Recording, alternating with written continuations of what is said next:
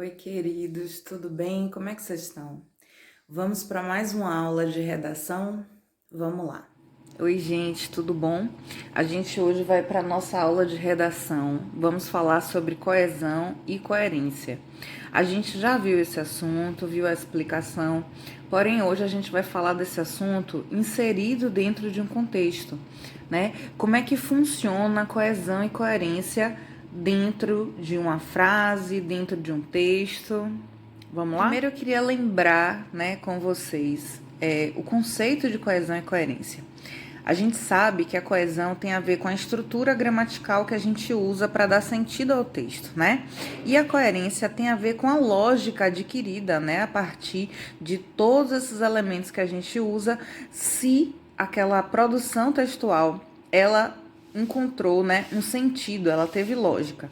Então, coesão e coerência, eles têm uma relação, porém são coisas diferentes. Inclusive, a gente vai ver hoje que um texto, ele pode ter coesão e não ter coerência nenhuma, tá? Então, vamos ver como é que funciona isso na prática?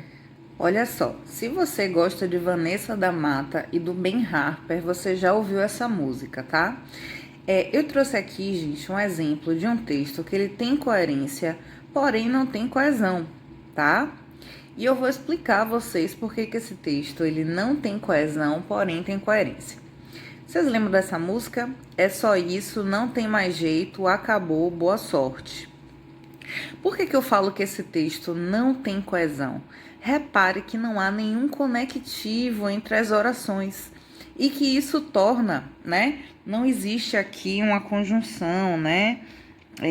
Não existe aqui uma conjunção para quê? Para dar coesão ao meu texto.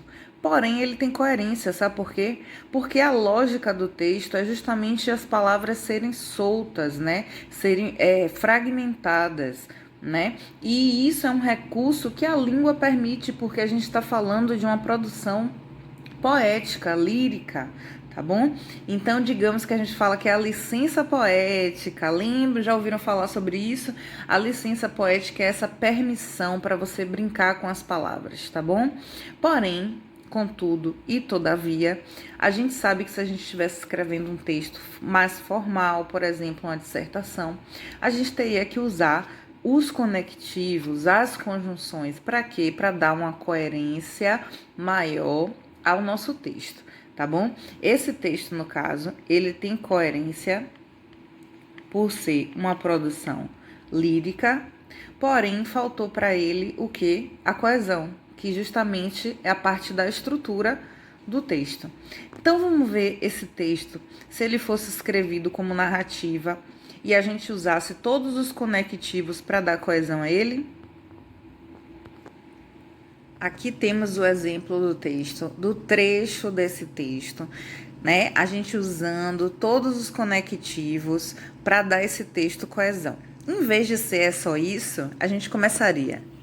Se é só isso, então não tem mais jeito.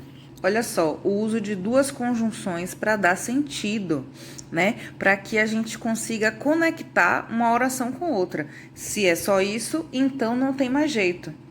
Aqui outro conectivo, outra conjunção. Por isso, portanto, então, acabou, né? A gente podia usar todas essas conjunções.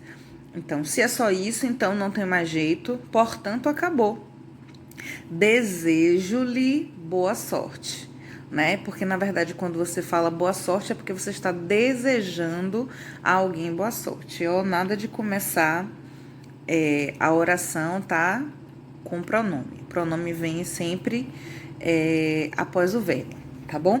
Então, reparem que aqui eu tenho toda a estrutura gramatical correta e justamente essa estrutura gramatical correta que eu vou chamar de, coesão, tá bom? Agora eu vou dar exemplo para vocês de um trecho de um texto que não faz nenhum sentido, ele não tem nenhuma coerência, tá?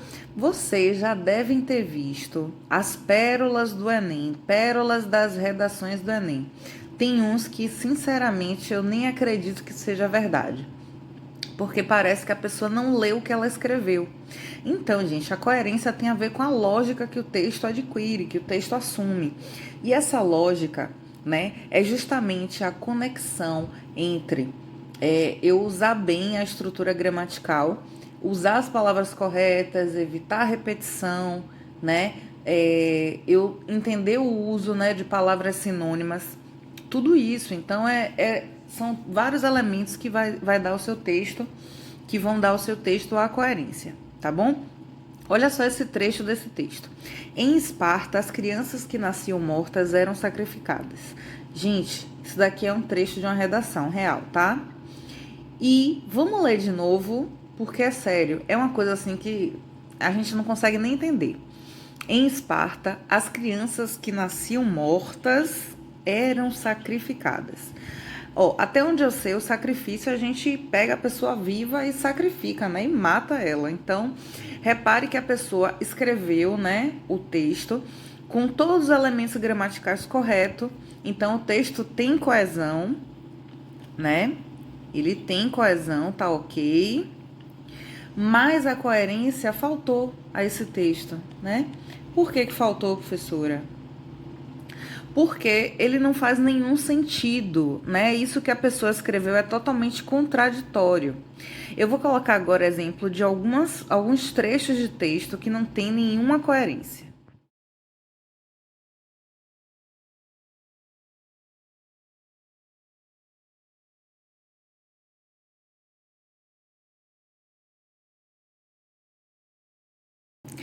Então, a gente já sabe o conceito de coesão e coerência, a gente já sabe, né, como é que funciona isso de coesão e coerência na oração. E o que a gente precisa saber para, né, fazer uma redação que contenha essa tal dessa coesão e essa coerência, professora? Gente, é como eu falei com vocês.